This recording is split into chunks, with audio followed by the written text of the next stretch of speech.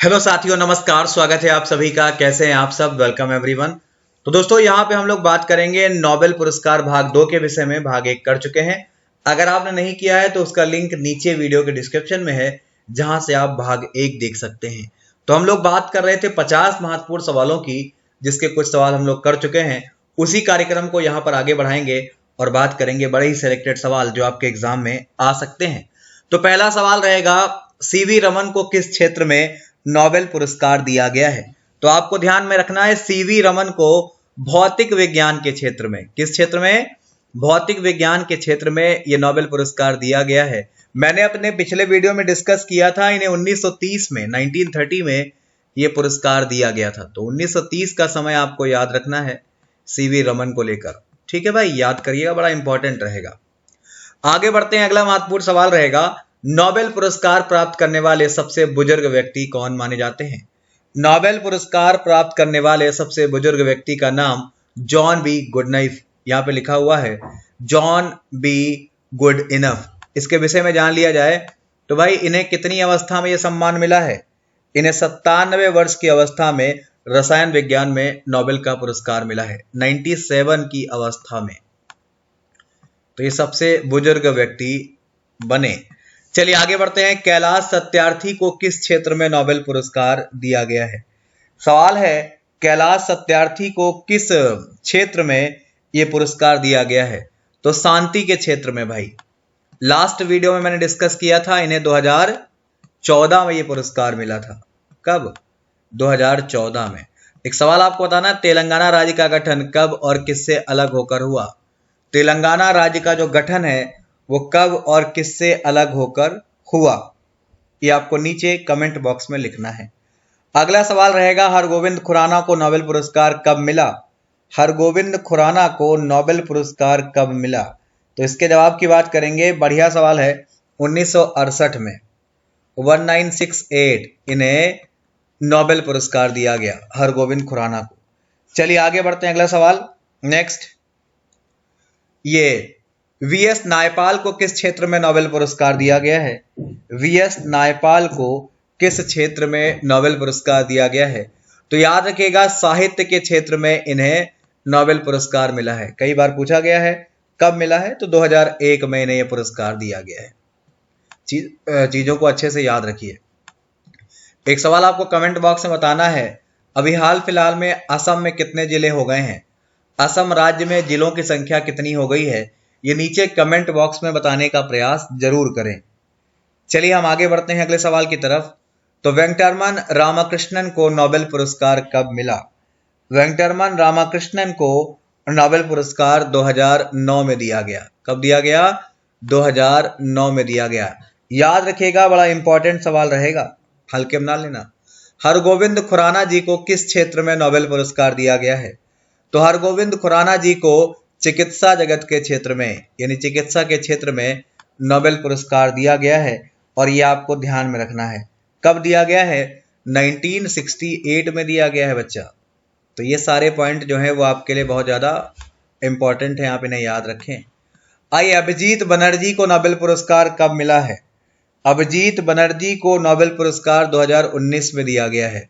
बहुत बढ़िया सवाल रहेगा, याद रखिएगा, 2019 में, और बड़ा इंपॉर्टेंट रहेगा। चलिए आगे बढ़ते हैं। अगला सवाल रहेगा, वेंकट रामकृष्णन को किस क्षेत्र में नोबेल पुरस्कार मिला है? वेंकट रामकृष्णन को किस क्षेत्र में? तो रसायन के क्षेत्र में। कब मिला था? 2009 में मिला था।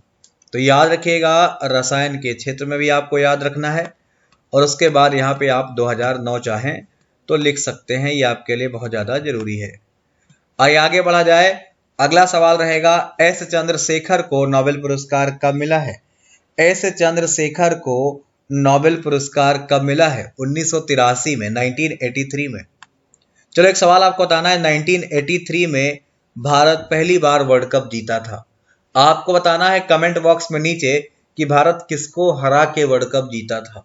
कठिन सवाल है, लेकिन उम्मीद करते हैं आपको आता होगा। भारत किसको हरा के 1983 का वर्ल्ड कप जीता था? और एक और सवाल अगर आपको आता है तो कर दीजिएगा, उस समय कप्तान कौन था भारतीय टीम का? ये आपको कर देना है अगर आपको अच्छा लगे। अभिजीत बनर्जी को किस क्षेत्र में नोबेल पुरस्कार दिया गया है? तो अभिजीत बनर्जी को 2019 में अर्थशास्त्र के क्षेत्र में नोबेल पुरस्कार दिया गया है। तो ये सारी चीजें आपको दिमाग में सेट रखनी है, भूलनी नहीं है। आपको मालूम है वैश्विक गरीबी कम करने की दिशा में जो इनके कार्य थे, इनके जो प्रयास थे, उसके लिए इन्हें ये पुरस्कार दिया गया था। सुब्रमण्यम चंद्रशेखर को किस क्षेत्र में नोबेल पुरस्कार मिला है? तो सुब्रमण्यम चंद्रशेखर को कई बार पूछा गया सवाल है ये, याद रखिएगा, भौतिकी के क्षेत्र में। क्या होगा उत्तर आपका? भौतिकी के क्षेत्र में। चलिए हम आगे बढ़ते हैं, अगले सवाल की तरफ आपको लेकर चलते हैं। नोबेल पुरस्कार से 3 बार सम्मानित एकमात्र संगठन कौन सा है? नोबेल पुरस्कार से सम्मानित, बड़ा इंपॉर्टेंट रहेगा भाई, बहुत बढ़िया सवाल है। उत्तर हो जाएगा रेड क्रॉस। क्या हो जाएगा भाई? रेड क्रॉस हो जाएगा। इसके विषय में थोड़ी बातचीत कर लिया जाए जो आपको मालूम होना चाहिए। तो सबसे इंपॉर्टेंट पॉइंट क्या है? रेड क्रॉस की स्थापना कब हुई थी? आप इसे याद रखेंगे तो 1963 में इसकी स्थापना मानी जाती है। ठीक है भाई, और इसके विषय में आपको जानकारी होना चाहिए। इसने 3 बार 1917, 1944 और 1963 में नोबेल शांति पुरस्कार जीता है। ठीक है भाई, 1917, 1944 और 1963। अगर आप लिखना चाहते हैं तो आप लिख सकते हैं, क्योंकि ये आपके एग्जाम के लिए जरूरी होगा। 1917 और 17 के बाद क्या होगा अगला? मैंने आपको बताया अभी थोड़ी देर में, 44, 1944। अगला क्या होगा बताओ भाई? 63। तो ये सारे पॉइंट आपको ध्यान में रखने हैं रेड क्रॉस को लेकर। आइए आगे बढ़ते हैं। गणित का नोबेल पुरस्कार किसे कहा जाता है? गणित का नोबेल पुरस्कार किसे कहा जाता है? तो याद रखिएगा उत्तर होगा एबल अवार्ड। क्या होगा भाई? एबल अवार्ड को गणित का नोबेल कहा जाता है। बहुत ज्यादा इंपॉर्टेंट रहेगा, भूलिएगा नहीं। चलिए आगे बढ़ते हैं। प्रथम भारतीय कौन था जिनको नोबेल पुरस्कार दिया गया? तो प्रथम भारतीय कौन थे आपको मालूम होना चाहिए। नाम है रविन्द्रनाथ टैगोर। रविन्द्रनाथ टैगोर को यह प्राइज दिया गया, ये पहले भारतीय बने हैं। चलिए आपको बताना है अगला सवाल कि उस एकमात्र महिला का नाम बताइए जिसे विभिन्न क्षेत्रों में 2 बार नोबेल पुरस्कार मिला है। उस एकमात्र महिला का नाम बताइए जिसे विभिन्न क्षेत्रों में 2 बार नोबेल पुरस्कार मिला है। तो भैया मैडम क्यूरी को। मैडम क्यूरी को यह पुरस्कार 1903 और 1911 में मिला है। लिख लीजिए अगर आप लिखने के इच्छुक हैं, 1903 और 1911 इन्हें यह पुरस्कार दिया गया है। आपके लिए बहुत ज्यादा जरूरी है याद करना। चलिए आगे बढ़ते हैं। तो भौतिक में 1903 में और रसायन में 1911 में, फिजिक्स और केमिस्ट्री याद रखें। रविन्द्रनाथ टैगोर जी को किस वर्ष में नोबेल पुरस्कार दिया गया है? रविन्द्रनाथ टैगोर जी को 1913 में यह सम्मान दिया गया है और ये पहले एशियाई बने हैं जिन्हें नोबेल पुरस्कार मिला है। तो बहुत ज्यादा इंपॉर्टेंट रहेगा आपके लिए और चीजें अच्छी हैं, आप इन्हें याद करें। चलिए आगे बढ़ते हैं। तो रविन्द्रनाथ टैगोर को उनकी किस रचना के लिए यह पुरस्कार दिया गया है? रविन्द्रनाथ टैगोर को गीतांजलि नामक रचना के लिए यह सम्मान मिला है, यह पुरस्कार मिला है। तो अच्छे तरीके से याद रखिएगा, बड़ा इंपॉर्टेंट रहेगा। आइए आगे बढ़ते हैं। 1979 में नोबेल पुरस्कार प्राप्त करने वाली पहली महिला कौन बनी? 1979 की बात कर रहा है। पहली महिला कौन बनी? पहली महिला का नाम मदर टेरेसा। बहुत ज्यादा इंपॉर्टेंट रहेगा आपके लिए। मदर टेरेसा को 1980 में भारत रत्न पुरस्कार भी दिया गया। नोबेल पुरस्कार मरणोपरांत दिया जाने वाला कब समाप्त किया गया? नोबेल पुरस्कार मरणोपरांत दिया जाना कब समाप्त किया गया? तो याद रखिएगा 1974 में समाप्त किया गया। समझ गए आप? वर्ष 1974 में यह नियम बना कि मरणोपरांत किसी भी व्यक्ति को यह पुरस्कार प्रदान नहीं किया जाएगा। आगे बढ़ते हैं अगले सवाल की तरफ। तो 2 अलग अलग क्षेत्रों में नोबेल पुरस्कार से सम्मानित किए जाने वाले पहले पुरुष कौन माने जाते हैं? याद रखिएगा नाम है लिनस पॉलिंग। क्या नाम है? Linus Pauling. इन्हें 1954 में और 1962 में ये पुरस्कार मिले, 1954 और 1962। तो आप ये याद रखेंगे। किस नोबेल पुरस्कार विजेता का नाम 2 बार भौतिकी में सम्मानित किया जाता है? बड़ा इंपॉर्टेंट रहेगा। किस नोबेल पुरस्कार विजेता का नाम 2 बार भौतिकी से सम्मानित किया जाता है। तो नाम है इनका आपके समझ में जॉन बाल्डीन। क्या नाम है इनका? जॉन बाल्डीन। इन्हें 2 बार 1956 में और 1972 में इसके लिए सम्मानित किया गया। तो ये पॉइंट भी आपके दिमाग में सेट होने चाहिए। 2020 में चिकित्सा का नोबेल पुरस्कार किसको मिला है? 2020 में चिकित्सा के नोबेल पुरस्कार Harvey J Alter, Charles M Rice, Michael Houghton, इन लोगों को दिया गया है। ये तीनों के तीनों नाम आपके दिमाग में सेट होने चाहिए, याद रहने चाहिए। अगला सवाल रहेगा 2020 में रसायन विज्ञान के क्षेत्र में नोबेल पुरस्कार से किसको सम्मानित किया गया? 2020 में रसायन विज्ञान के क्षेत्र में जिन व्यक्तियों को सम्मानित किया गया उनके नाम अगर देखें, इमैनुअल चार्पेटियर और जेनिफर ए डोडना, इन्हें सम्मानित किया गया है।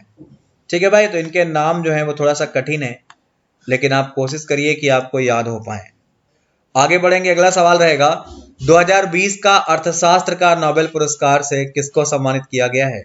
2020 के अर्थशास्त्र के नोबेल पुरस्कार से जिन व्यक्तियों को सम्मानित किया गया है उनके नाम पॉल आर मिलग्राम और रॉबर्ट वी विल्सन, ये नाम आपको याद रखने हैं।